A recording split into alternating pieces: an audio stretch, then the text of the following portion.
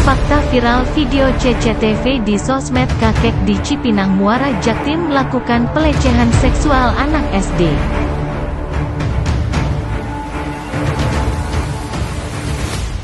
Siswi sekolah dasar jadi sasaran kekerasan seksual yang dilakukan pria lansia di Cipinang Muara Jatinegara, Jakarta Timur. Perbuatan pelaku terekam kamera pengawas. Parahnya lagi, tindakan kriminal pelaku dilakukan 2 kali di live. Assalamualaikum warahmatullahi wabarakatuh. Salam sederalun.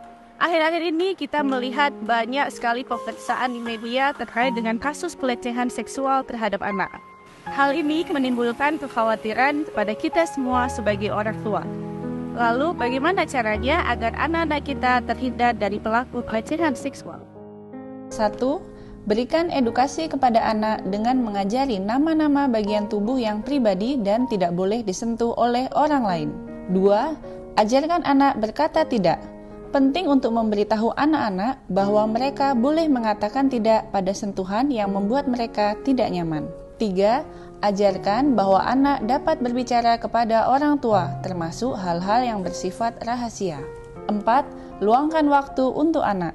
Berikan perhatian penuh ketika anak bertanya atau mulai menceritakan hal-hal yang dianggap penting. Betul, mari kita jaga anak-anak kita dari pelaku pelecehan seksual yang bisa saja terjadi di mana saja, kapan saja, dan oleh siapa saja. Sekian dan terima kasih. Wassalamualaikum warahmatullahi wabarakatuh.